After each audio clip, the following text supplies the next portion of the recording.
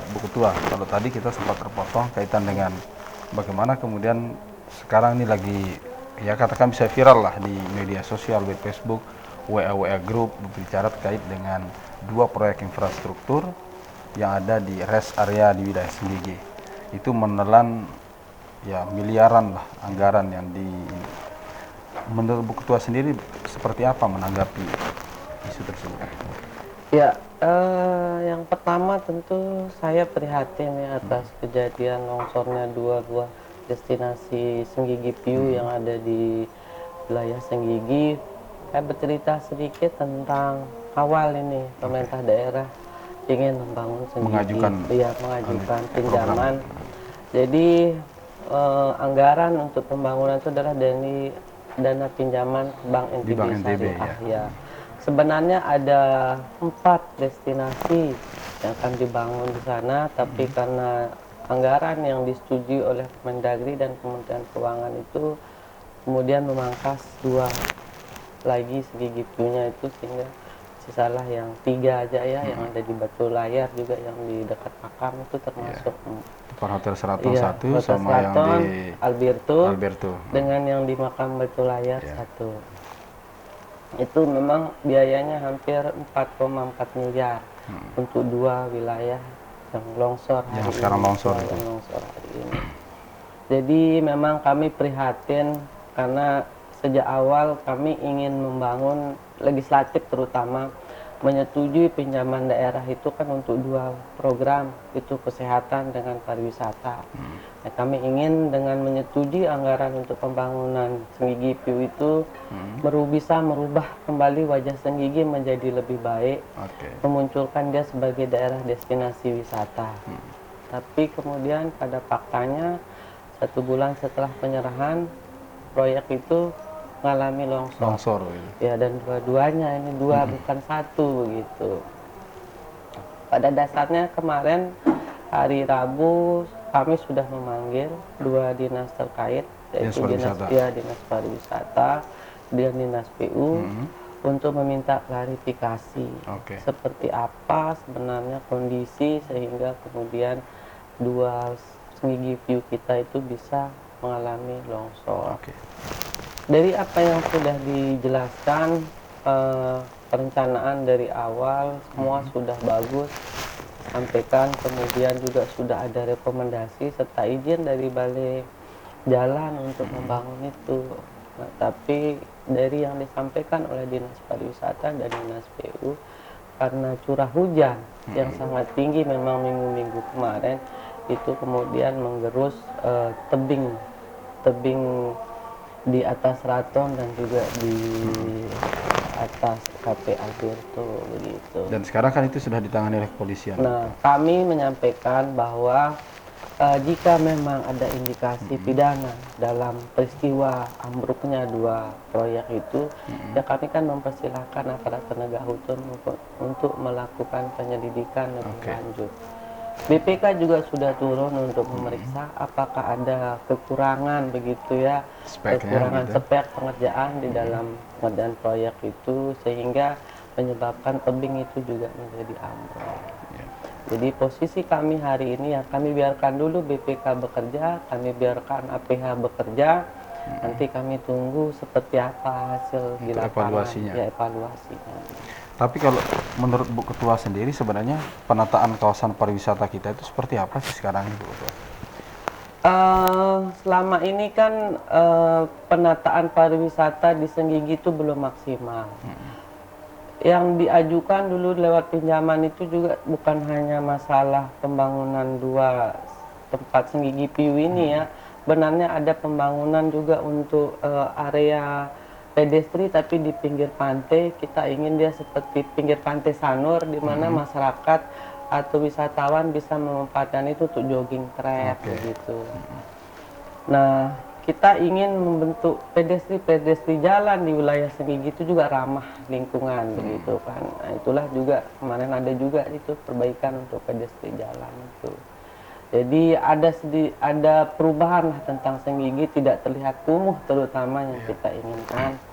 Tapi saya sebenarnya kalau saya secara pribadi juga di samping kita memperbaiki infrastruktur di wilayah Senggigi itu, kita juga mau nih membangun image tentang Senggigi ya. Oke.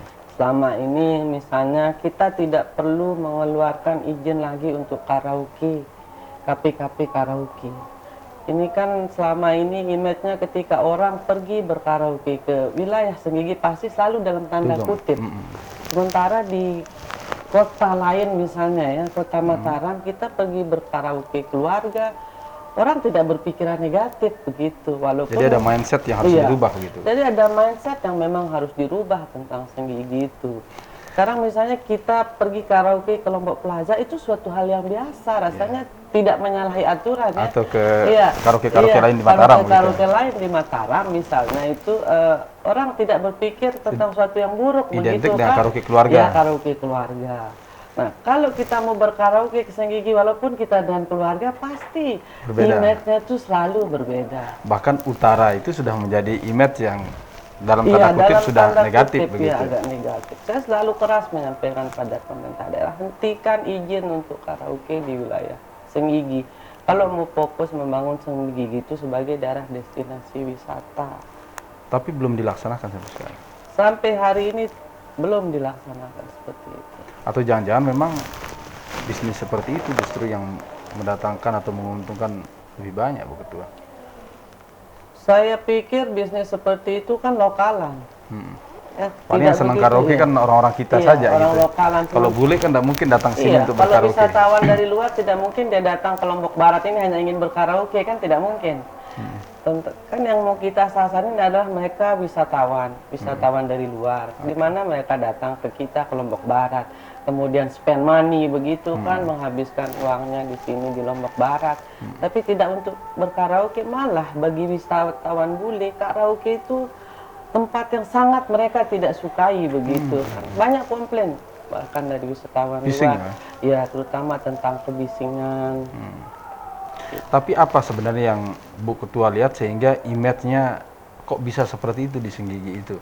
Karena seperti memang ini mau tidak mau kita akui di tengah masyarakat kita berkembang.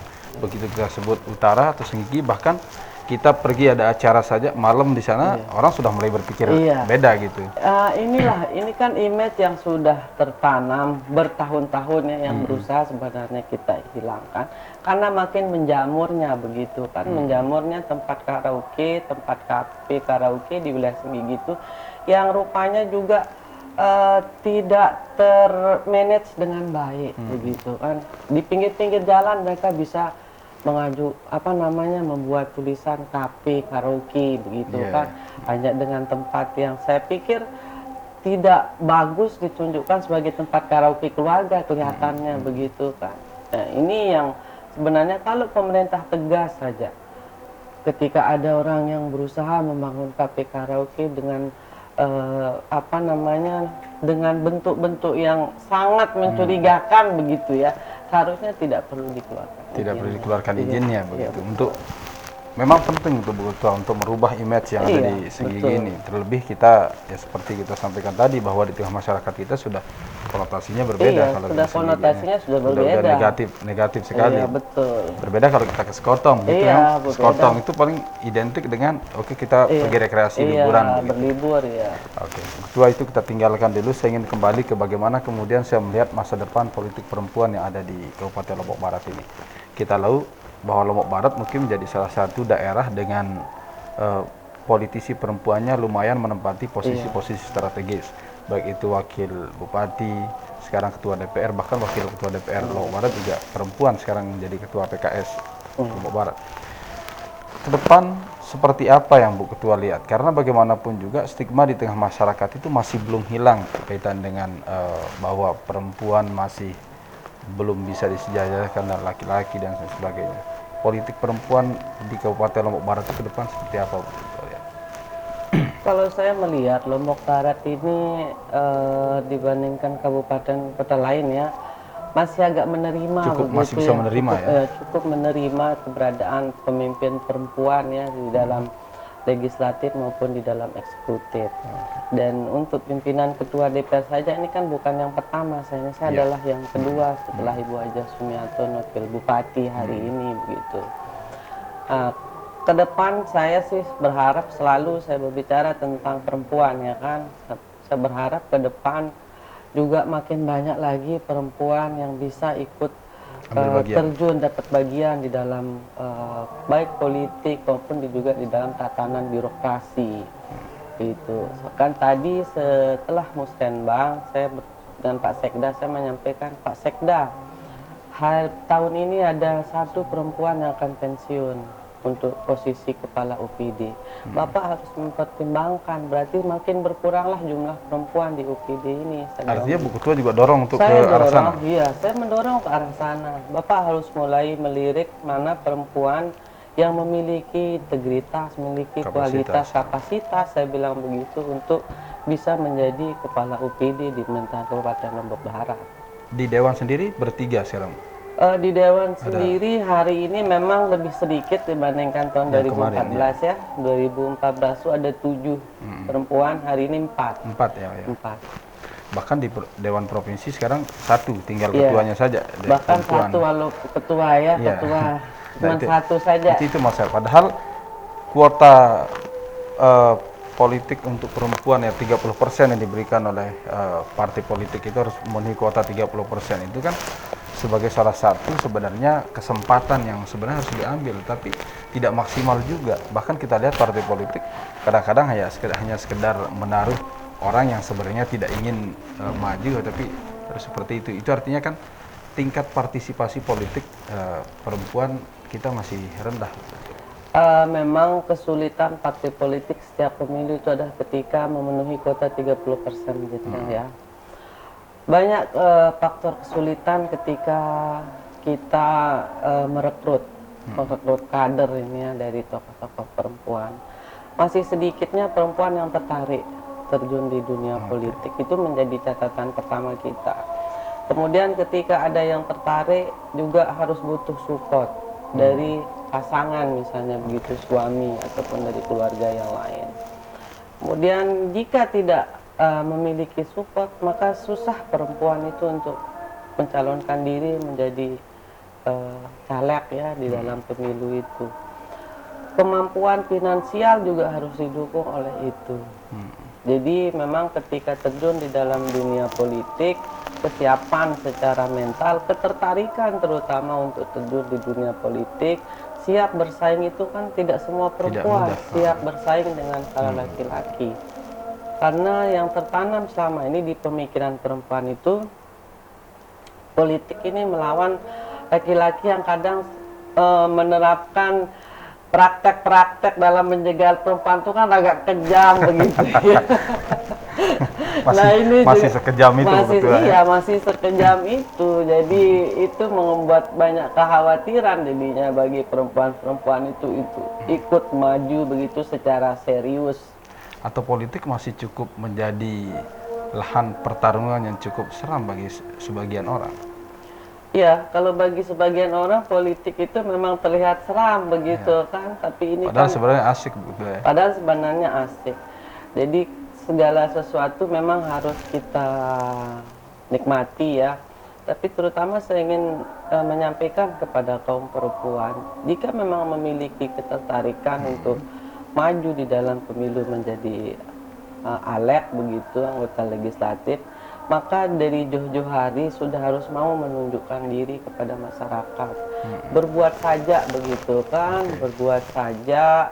Apa kira-kira yang bisa dilakukan untuk membantu masyarakat, lakukan saja. Tidak semua proses politik itu memakan biaya besar, tidak semua. Jadi ketika saya dulu juga dari awal sampai bahkan periode kedua mungkin masih sangat minim. Tergantung investasi sosialnya seperti apa begitu. Investasi sosialnya seperti apa dan meyakinkan masyarakat begitu kan, bahwa kita ini pantas mewakili mereka sebagai wakil rakyat. Tapi kan transaksinya keras banget begitu kalau pas lagi pemilihan legislatif. Iya, memang kan transaksinya memang agak keras. Cuman kan kita ini kan seperti berperang. Kita kan harus punya strategi. Punya amunisi ya. Punya strategi dan strategi terutama kalau saya. Tidak seluruhnya masyarakat itu berpikiran tentang uang. Bahkan kalau ada di satu desa yang bahkan saya tidak mengeluarkan uang 1 sen pun. Tapi karena mungkin masyarakat itu berhasil saya yakinkan ke depan, ketika nanti saya menjadi anggota DPR, saya pastikan setiap tahun akan memperoleh program dari. Dan jejak sosial kita sudah Iya, dan terlihat jejak begitu di sosial sana. sudah gitu. terlihat, mungkin itu ya modalnya juga ya, sehingga meyakinkan kemudian daripada masyarakat di sana. Mungkin yang banyak memakan kos politik itu adalah tokoh-tokoh yang datang secara tiba-tiba, begitu momentum politik, trik datang, tidak dikenal oleh masyarakat, bahkan jejak atau investasi sosialnya belum ada, mungkin itu yang Itu salah satu langkah salah dalam berkampanye untuk memperoleh suara. Kalau kita tidak mengenal seseorang datang ke kita begitu untuk menawarkan jumlah suara, Selesai. begitu, itu saya berharap untuk siapapun yang maju ke depan, tutup tidak mempercayai hal seperti itu. Baik, terima kasih Bu Ketua atas Iya. waktu ngobrol-ngobrolnya di Sama-sama. hari ini. Kita berharap tentu apa yang disampaikan oleh Bu Ketua setidaknya bisa menjadi inspirasi bagi kaum perempuan atau masyarakat di Lombok Barat secara umum. Saksikan terus spesial interview bersama tokoh-tokoh lainnya. Tetaplah bersama kami hanya di TV 9.